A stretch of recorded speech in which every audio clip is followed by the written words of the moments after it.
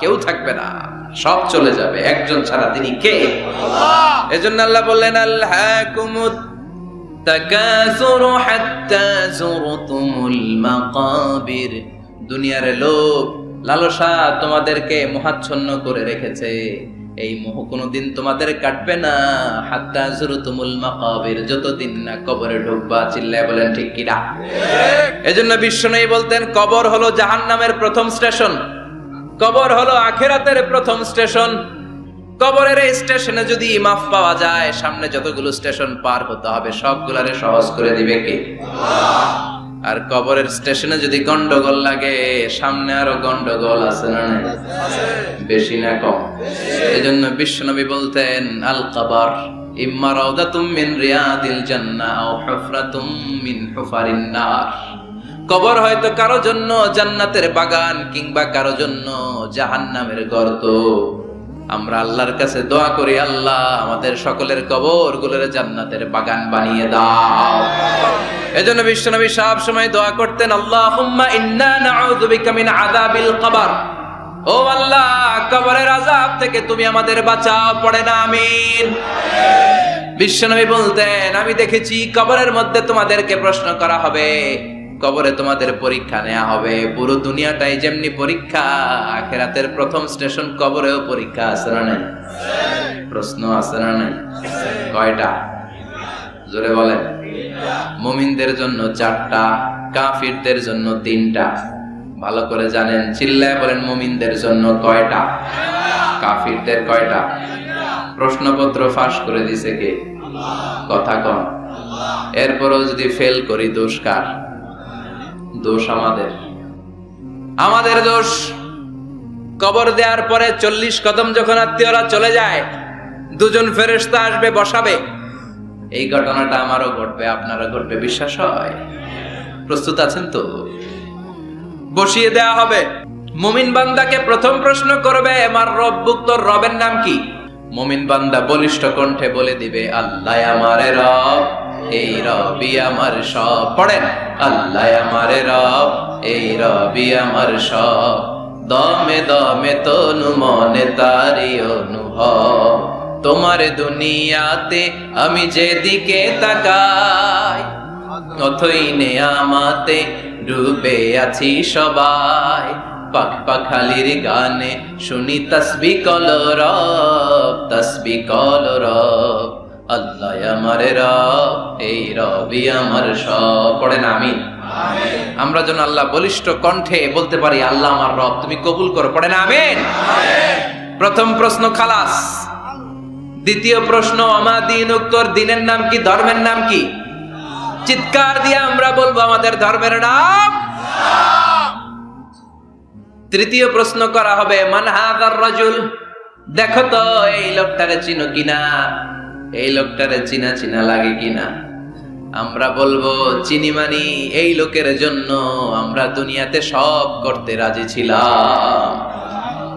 এই লোকের জন্য আমরা দেহের প্রাণ ঢালা উচ্ছ্বাস ছিল আমাদের হৃদয়ে। আমাদের দেহের রক্তটুকু বিলিয়ে দিতে আমরা পৃথিবীর বুকে কোনটা বোধ করি নাই। চিল্লায় বলেন ঠিক কিনা? এই নবী আমাদের পেয়ারা নবী, চাঁদের চেয়েও সুন্দর তুমি নবী আমার কামলিওয়ালা। চাঁদের চেয়ে সুন্দর তুমি নবী আমার কামলিওয়ালা।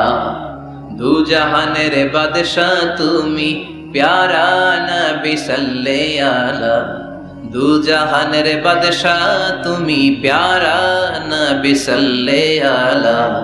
চাঁদের চেয়ে সুন্দর তুমি নবী আমার কামলিওয়ালা। পড়েন আল্লাহু আকবার, আল্লাহু আকবার। আমরা বলবো এটা আমাদের কামলিওয়ালা নবী। এই নবীর অনুসরণ আমরা করেছি, এই নবীর কথা আমরা দুনিয়ায় মেনেছি। তার মানে প্রথম প্রশ্নেও পাস, দ্বিতীয় প্রশ্নেও পাস, তৃতীয় প্রশ্নেও পাস। এবার মুমিনদের জন্য এক্সট্রা একটা কোশ্চেন আছে না নাই? 4 নাম্বার প্রশ্নটাও জেনে রাখেন, কবরে কাজে লাগবে। তখন জিজ্ঞেস করা হবে, ওয়ামা ইলমুক, ওয়ামা ইলমুক, what is the source of your knowledge, what is the source of your answer. এই যে 3টা প্রশ্নের উত্তর দিতে পারলা বাঘের বাচ্চার মতো, তথ্যসূত্র কি? হোয়াট ইজ দ্য রেফারেন্স, করতে শিখছো? কোত্থেকে শিখেছেন বলে আসতে হবে। আমরা বলবো আমরা কোরআন থেকে শিখেছি, হাদিস থেকে শিখেছি, মাহফিলগুলোতে জেনেছি, বয়ানগুলো থেকে শিখেছি। পড়েন সুবহানাল্লাহ। চারটা প্রশ্নের উত্তর যখন আপনি দিয়ে দিবেন, ফেরেশতারা বলবে আহলান ওয়া সাহলান, কংগ্রাচুলেশন। কি বলবে? আহলান ওয়া সাহলান মানে কংগ্রাচুলেশন, খুশ আমদেদ, খুশ আমদেদ, খুশ আমদেদ। ওয়ায়ুফসাহু লাহু কবরুহু 70 যিরান, কবরটারে 70 হাত লম্বা করে দেয়া হবে। ওয়ায়ুফতাহু লাহু বাবুন ইলাল জান্নাহ, জান্নাতের দিকে একটা দরজা সেট করে দেয়া হবে। ওই জায়গা দিয়ে, দরজা দিয়ে জান্নাতের এয়ার কন্ডিশনের ঘরগুলো থেকে ঠান্ডা হিমেল বাতাস আর সুগন্ধ এসে কবরটারে আমোদ করে দিবে। সুবহানাল্লাহ।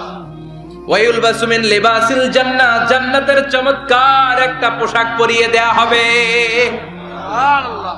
আর বলা হবে নাম কানাউমিল আরুস, বাসর রাতে বর যেমনি কনেকে নিয়ে আনন্দের ঘুম দেয়, তুমিও একটা ঘুম দাও।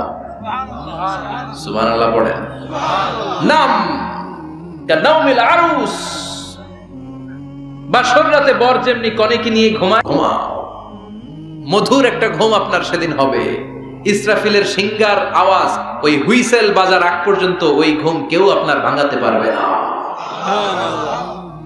আল্লাহ কবরের চারটা প্রশ্ন, এগুলোর সঠিক উত্তর দিয়ে জান্নাতের পোশাক পরে আমরাও যেন ঘুমিয়ে থাকতে পারি, তৌফিক দাও। আর জোরে পড়েন আমিন। এবার নাস্তিকদের পালা, বামপন্থীদের পালা, রামপন্থীদের পালা, ইসলাম বিরোধীদের পালা, কোরআন বিরোধীদের পালা, নবী বিরোধীদের পালা। ওদের সামনে দুজন ফেরেশতা আসবে, আসওয়াদান আজরাকান, আসওয়াদান আজরাকান, নীলাভ চোখ, কালো গাত্র বর্ণের। নীলাভ চোখ, চোখগুলো নীল, গায়ের কালার হবে কালো। তাহলে কি ভয়ঙ্কর চেহারা হবে ফেরেশতা দুজনের। এসে বলবে ওঠ, বস। মার রব্বুক, তোর রবের নাম কি? কয় জানি না। কি কয়? জানি না। লা আদরি, আমি জানি না। আমি অমুক নেতার পিছনে পিছনে ঘুরতাম, খালি এটা মনে আছে। আমি মাও সেতুংকে নেতা মানতাম, আমি কার্ল মার্কসকে নেতা মানতাম, আমি নেতা খেতাদের পিছনে ঘুরতাম। রব কি, ইসলাম কি, দিন কি, কিচ্ছু আমি জানি না। মাফ চাই, জানি না। দ্বিতীয় প্রশ্ন, অমাদিন, উত্তর ধর্মের নাম কি? কয় আমার কোনো ধর্ম নাই, আমার কোনো ধর্ম নাই, আমি হলাম নাস্তিক। আমি কি? কথা বলেন, আমি কি? আমি এক প্যাকেটের বিরিয়ানির সন্ধান পাইলে শাহবাগের প্রজন্ম চত্বরে যায় ডান্স দিতাম। এরকম টাকায় তাছাড়া নাই। অমাদিন, উত্তর ধর্ম কি? কয় জানি না, মাফসাই, আমি কিচ্ছু জানি না, ধর্ম টর্ম নাই আমার, আমি নাস্তিক। ফেরেশতারা বলবে ও তুমি নাস্তিক, দাঁড়াও আর একটা বাকি প্রশ্ন, এরপরে খেলা শুরু। ঠিক কিনা?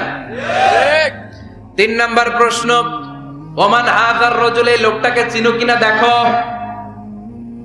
নাস্তিক বলবে না চিনি না, তবে নাম শুনেছি, ওনার বিরুদ্ধে আমি ব্লগে লিখতাম। এরকম ব্লগার আছে না নাই? ওনার পারিবারিক জীবন নিয়ে আমি মানুষের মধ্যে সন্দেহ উস্কে দিতাম। ওনার পুত পবিত্র চরিত্রের ব্যাপারে আমি দুনিয়ার বুকে মন্দ কথা বলতাম। ওনারে আমি গালি দিতাম, আমি ছিলাম ওনার বিরুদ্ধ শক্তি, ওনার পক্ষের কোন শক্তি আমি ছিলাম না, আমি সব সময় ওনার বিপক্ষে ছিলাম। ফেরেশতারা বলবে হায় হায়, তুই তো 00, 100তে কত পাইছে? কথা কর। লা দারাইতা ওয়ালা তালাইতা, কিছুই পারলি না, তুই তো পোড়া কপাল। ফায়ুতরাকু মিন মাতারিক মিন হাদিদ, লোহার একটা হাতুড়ি থাকবে, এক হাতুড়ির বাড়িতে মাথাটা ছিন্ন বিচ্ছিন্ন হয়ে যাবে, দেহটা জমিনের মধ্যে ঢুকে যাবে, তার চিৎকারে ওই কবরস্থানটা থার থার করে কাঁপবে, কিন্তু কেউ শুনবে না। মানুষ আর জিন ছাড়া সবাই শুনবে। এজন্য মাঝে মাঝে কবরস্থানে দেখবেন গরু বেঁধে রাখলে রশি টুসি সিরা গরু দেয় দৌড়, আছে না নাই? এক একটা আঘাত এসে ছিন্ন বিচ্ছিন্ন হয়ে যাবে। ইকালু লিল আরদি, জমিনকে বলা হবে ইলতাইমি, চাপ দাও, প্রেসার মারো। ফাতাখতালিফা আদলাউহু, দেহের এই পাঁজরগুলো ডান দিকের পাঁজর বাম দিকে যাবে, বাম দিকের পাঁজর ডান দিকে আসবে, পুরো দেহটা পাউডার হয়ে যাবে। তার এক একটা চিৎকারে পুরো কবরস্থান থারথার করে কাঁপবে। হাত্তা সা, আর এই খেলা চলতে থাকবে ইসরাফিলের সিংহা পর্যন্ত। মুমিনের ঘুম চলতে থাকবে ইসরাফিলের, আর ওর সাথে ফেরেশতাদের খেলা আছে না নাই? এটার নাম ফাইনাল খেলা। কি খেলা? কথা বলেন, আরো জোরে বলেন। এজন্য আল্লাহ বললেন কবরে তোমার যেতেই হবে। আলহাকুমুত তাকাসুরু হাত্তা যুরতুমুল মাকাবির, কবরে তোমাকে যাওয়াই লাগবে। কবরের শাস্তি তোমার পেতেই হবে, কবরের পরীক্ষার সম্মুখীন তোমাকে হতেই হবে। জোরে বলেন ঠিক কিনা? এজন্য মাঝে মাঝে কবরস্থানে যাওয়ার দরকার আছে না নাই? বিশ্বনবী বলেছেন নাহাইতুকুম আন জিয়ারাতিল কবর, আমি এক সময় কবর জিয়ারত করতে নিষেধ করতাম। আলআনা ফাজুরুহা, এখন বললাম কবর জিয়ারত করো, সমস্যা নাই, কিন্তু কবরে পড়ে থাকা ব্যক্তিটার কাছে কিছু চাওয়া যাবে নাকি? কথা বলেন। আল মাইয়িতু ফিল কবর কাল গরিকু ফিল বাহর, সাঁতার না জানা ব্যক্তি সাগরে পড়লে যত অসহায়, কবরে পড়ে থাকা ব্যক্তি তার চাইতেও বেশি অসহায়। সে আপনারে কি দিবে? আপনি দিয়ে আসবেন, যে আপনি সালাম দিয়ে আসবেন, দোয়া দিয়ে আসবেন, সে আপনার কিচ্ছু করতে পারে না। করতে পারে একজন, তিনি কে? এজন্য খবরদার, কবরস্থানে আগরবাতি দেয়া যাবে না, মোমবাতি দেয়া যাবে না, লাল শালু দেয়া যাবে না, মশারি দেয়া যাবে না।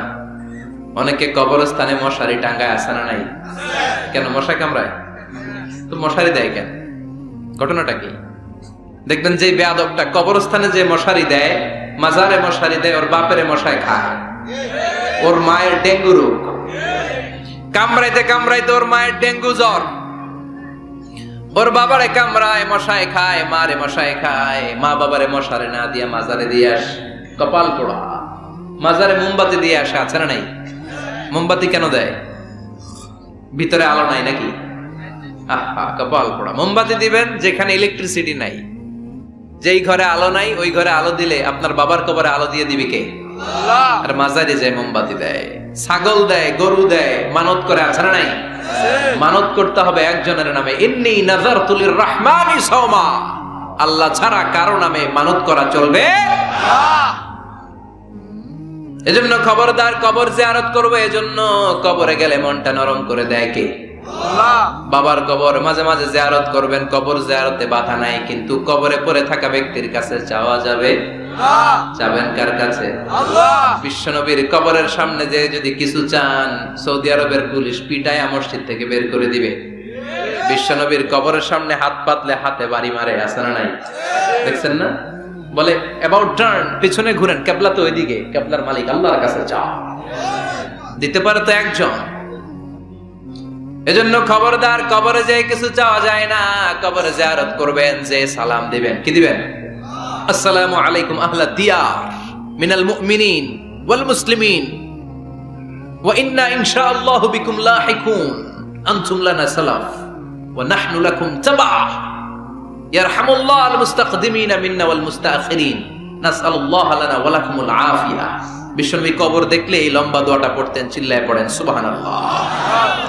এর মানে হলো কবরবাসীরা সালাম, আল্লাহ আপনাদের উপর রহমত করুক, আপনারা নিচে আমি উপরে, তার মানে এই না আমি একদিন আসবো না।